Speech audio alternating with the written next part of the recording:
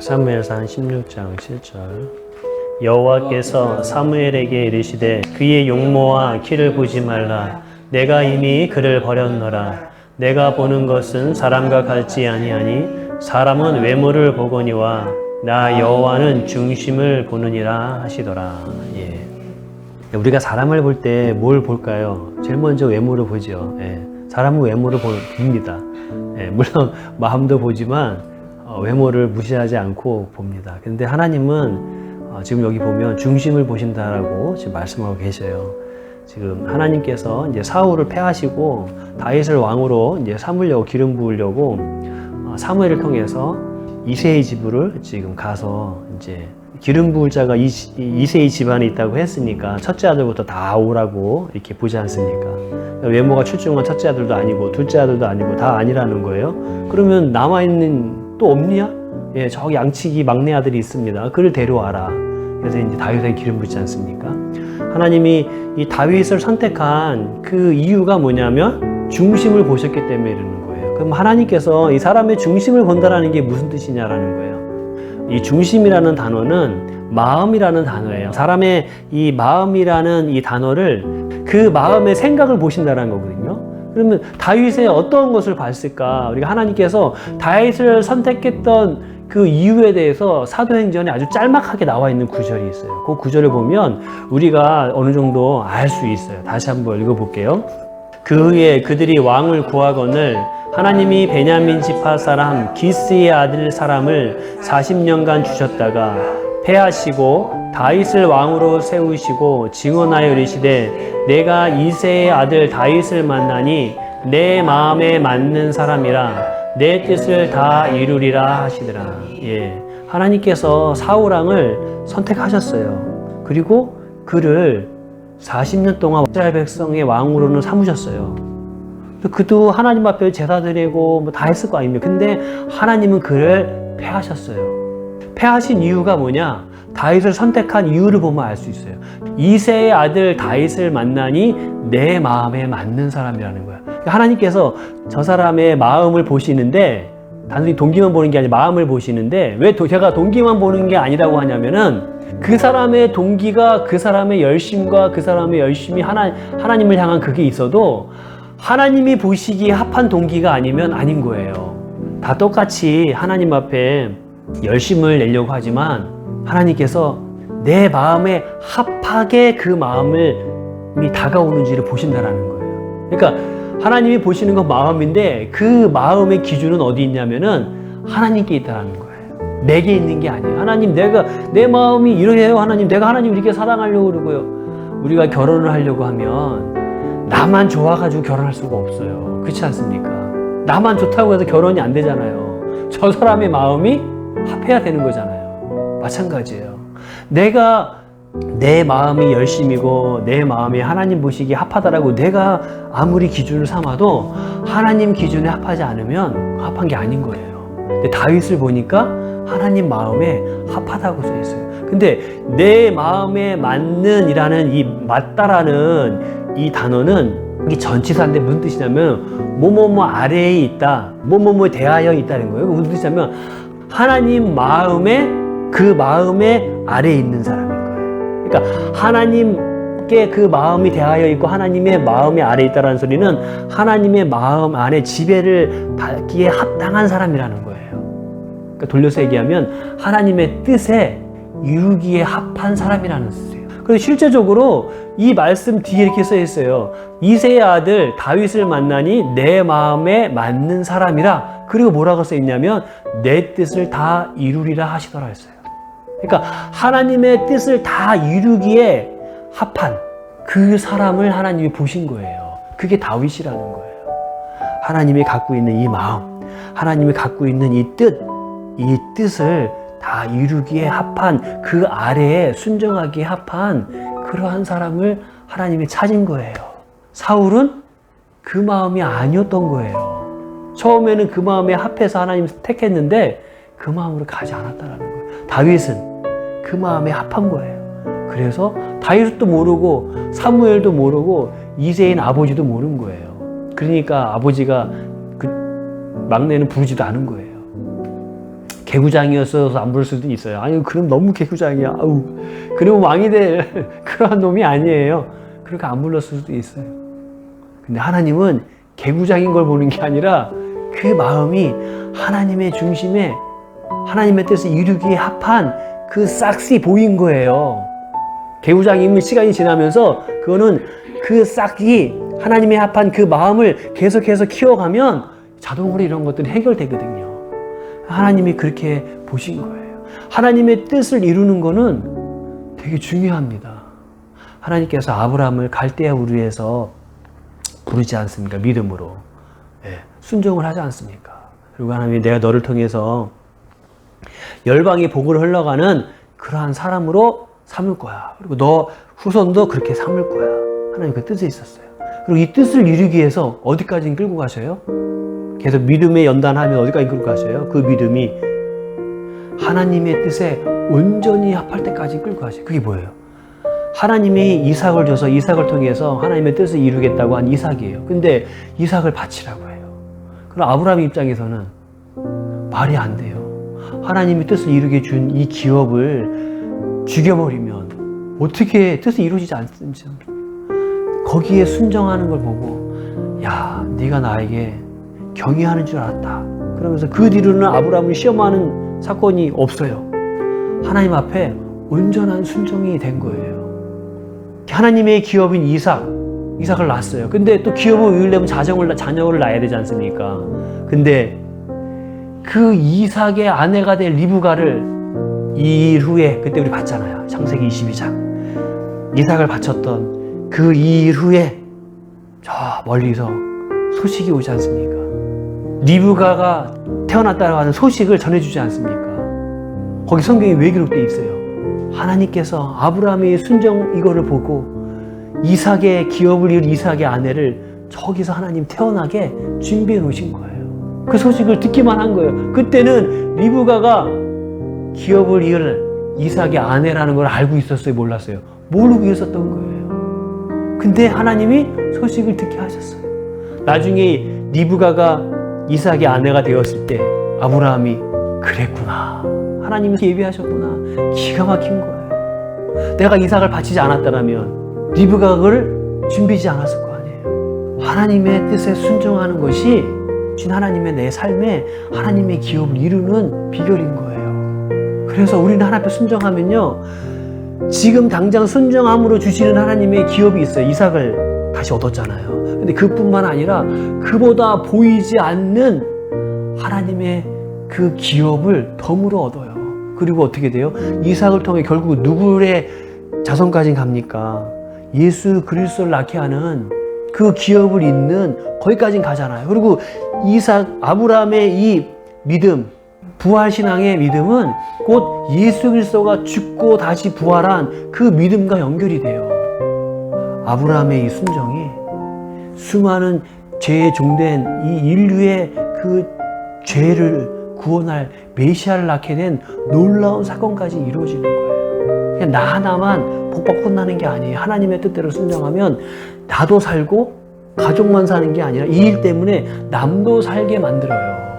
이삭을 낳고 야곱을 낳고 요셉을 낳아서 요셉이 보디발의 집에 가가지고 거기서 또 하나님의 뜻에 순종하지 않습니까? 출세의 길이 있었어요. 보디발의 아내가 유혹합니다. 그 정욕을 채워줄 만한 남자로 몰래 만나면요, 보디발의 아내가 가만히 있겠어요? 종에서 면하게 해줄 거 아닙니까? 나이가 이미 30세 가까이 된 요셉이 거기서 한참을 살았는데 10년 가까이 살았는데 그걸 모르겠어요. 저 여자랑 나랑 미래를 나누면 내 인생이 적어도 종에서는 해방될 거라는 걸 모르겠냐고요. 거기에 권력 있는 사람들이, 수많은 권력 있는 사람들이 그 보디발의 집에 거기 감옥에 갇히고 그런 것들을 다 보고 있었을 거 아닙니까? 그걸 모를 나이가 아니에요. 아무도 없잖아요. 근데 그 출세를 마다한 거예요. 정욕을 마다하고 하나님이 있습니다. 야, 아무도 없잖아. 하나님이 보셔요. 야, 하나님이 어디 있어? 안 돼요. 하나님이 계셔요. 하나님의 뜻에 지금 자기의 인생을 거기에 맡기는 거예요. 아니, 나를 통하여서 보디발은 잘 되는데 나는 잘 되는 게 없어. 써 있잖아요. 요셉을 통하여 보디발의 복이 더하여더라. 근데 요셉은 형통하였더라.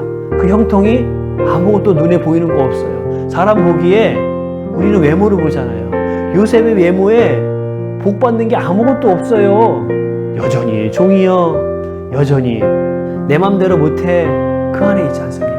그래도 하나님은 그걸 형통이라고 말하는 거예요. 왜? 하나님의 뜻에 순종하는 것이 지금 보기에는 답답하죠. 그게 형통이라는 거예요. 그래서 요셉을 통하여 요셉만 살았습니까? 요셉이 총리가 되어서 요셉의 식구도 먹여 살릴 뿐만 아니라 흉년 때에 요셉과 그 애굽 주위에 있는 그 열방들을 먹여 살리지 않습니까? 그런 거예요. 하나님의 뜻에 순종하면 나만 먹고 사는 게 아니라 나를 통해서 하나님이 다른 사람까지 유익하게 만들어요. 그래서 하나님 앞에 뜻에 순종하는 것이 지금은 손해인 것 같지만 그게 유익이에요. 그게 다른 사람을 살리는 거예요. 우리가 하나님을 믿고 예수 그리스도 앞에 순종하는 것은요, 많은 사람을 유익하게 만들어요. 근데 우리는 신앙생활 할 때 내 자녀가 잘 되려고, 나 복 받으려고 요거 안에서 막 기도하고 이 일을 위해서 뭐 하면 될까, 교회에 봉사하면 될까, 그냥 나 복 받기 위해서 봉사하려고 그러고 복 받기 위해서 기도하려고 그러고 단순히 너무 이렇게 갇혀져 있어요. 이게 아니라 하나님의 뜻이 뭘까? 나의 유익보다 하나님의 뜻의 유익이 뭘까? 때때로는 그것이 부당할 수가 있어요. 요셉이 부당했잖아요. 근데 부당함으로 끝나지 않아요. 예수님의 십자가 누구보다 부당하게 돌아가셨지 않습니까? 근데 그 부당함이 하나님의 뜻을 위한 부당함이었기에 부당함으로 끝나지 않습니다. 사망에서 생명으로 부활하신 인간은 아무도 없어요. 예수 그리스도 외에 아무도 없습니다. 그래서 신명기 8장에 이렇게 기록하고 있는 거예요. 내 하나님 여호와께서 이 40년 동안에 내게 광야길을 걷게 하신 것을 기억하라. 이는 너를 낮추시며 너를 시험하사 내 마음이 어떠한지 그 명령을 지키는지 지키지 않는지 알게 하려 하십니다. 우리 인생의 광야길에서 하나님이 보시는 게 뭐예요? 하나님의 뜻에 합한 마음이에요. 하나님의 뜻에 합한 마음인지 아닌지를 하나님이 계속 시험하신다라는 거예요. 광야에서 명령을 지키는지 안 지키는지. 이스라엘 백성들 어떻게 시험하셨어요? 마라의 쓴물에 딱 갖다 놓으시는 거예요. 르비딤에 물이 없는 곳에 딱 갖다 놓으시는 거예요. 만나만 주셔요. 메추리는 안 주셔요. 거기에 딱 갖다 놓으시는 거예요. 왜 모세 너만 하나님이 택했어? 우리도 택했어. 그리고 막 서로 머리 되겠다고 막 시기하는 그 자리에 딱 갖다 놓으시는 거예요. 우리의 마음이 합한지 안 합한지를 보시는 거예요. 달리 얘기하면 이 마음이 합하기 위해서 중요한 게 뭐냐면, 마음이 합하다라는 소리는 어떻게 보면 하나님의 말씀에 다 순종한다라고 말할 수도 있어요. 어떻게 하나님의 말씀에 순종하죠? 사람은 가능하지 않습니다. 딱 가능한 게 하나 있어요. 그게 뭐냐면 사랑이에요. 여러분, 부모가 자식을 낳고 사랑하기 시작하면요, 담배도 끊고 술도 끊어요. 때를 따라서. 그렇지 않습니까? 왜? 담배를 피우면 아기한테 안 좋거든. 아니면 나가서 피우든지. 그리고 열심히 돈 벌어야겠다는 생각이 들어요. 왜? 이 아이를 키우려면. 그래서 대부분 결혼해서 애 낳으면 남자들이 열심히 돈 벌어요. 일반적으로 그래요. 아이를 사랑하기 때문에. 그래서 회사에 힘든 것도 이겨나갑니다. 그래서 성경에 그렇게 써 있어요. 신명기 6장 5절에 하나님께서 하나님의 말씀을 잘 지킬 수 있는 비결을 가르쳐주셨더니 뭐라고 써 있냐면, 같이 읽을게요. 시작. 너는 마음을 다하고 뜻을 다하고 힘을 다하여 내 하나님 여호와를 사랑하라는 거예요. 우리가 누구를 사랑하면요, 아침에 일찍 일어나서 그 사람을 만나려고 찾아가고 밤늦게 찾아가고 막 그래요. 결혼하기 전에 밤늦게 내가 차 끌고 가고 막 그랬어요. 그러는 거예요. 그렇지 않습니까? 사랑이 이겨나가게 해요. 고난도 이겨나갈 수 있는 힘이 생겨요. 그래서 여자는 약해도 어머니는 강하다, 이 얘기가 왜 나오겠어요? 모성애, 그 사랑이 이겨나가게 하는 거예요. 나가서 돈 한 번 안 벌어받고 세상 경험 한 번도 없는 엄마가 아이를 낳으니까 예전에 창피해서라도 나가서 밭일도 못하고 식모일도 못하고 설거지하는 식당 일을 못할 이 젊은 처자가 애를 낳고 먹고 살아야 되니까 어떻게 해요? 오히려 가서 두들겨요. 식당 가서 사람 안 쓰세요? 저 품꾼으로 좀 써주세요. 오히려 그러는 거예요. 몸빼바지 입고 밭에 가서 품상 일이라도 하려고 하는 거예요. 젊은 아낙네가 어떻게 해요? 애엄마가 되니까 바뀌는 거예요. 애엄마가 되니까 어떻게 밭에서 애를 데려갔다가 애가 우니까 젖을 먹인다고 가슴을 내놓고 젖을 먹이겠습니까? 처녀의 때는 있을 수 없는 일이에요. 애를 낳으면 있을 수 있는 일이 돼버려요. 1년 전과 1년 후가 이렇게 바뀌어요. 애 낳기 전과 애 낳고 후에. 그렇지 않습니까? 달라지는 거예요. 그게 사랑의 힘인 거예요. 하나님을 사랑해야 하나님 마음에 합한 자가 돼요. 근데 하나님을 사랑하는 걸 뭐라고 했어요? 내 마음을 다하고 뜻을 다하고 힘을 다하는 게 하나님을 사랑하는 거예요. 하나님을 사랑하는 게 그 자녀를 향해서 마음을 다하고 힘을 다하고 뜻을 다해요. 우리는 착각하는 게 있어요. 내가 하나님을 한번 마음과 힘과 뜻을 다하면 교회만 열심히 가고 성경만 보고 기도만 하고 내 주어진 일을 안 한다? 아니요, 틀렸어요. 우리가 자녀를 사랑하면 돈 열심히 번다니까요. 이 돈을 벌기 위해서 공부한다니까요. 어떻게 하면 돈 열심히 벌지? 거래처가 가지고 사장님한테 더 자존심이 상해도 꼭 참고 합니다.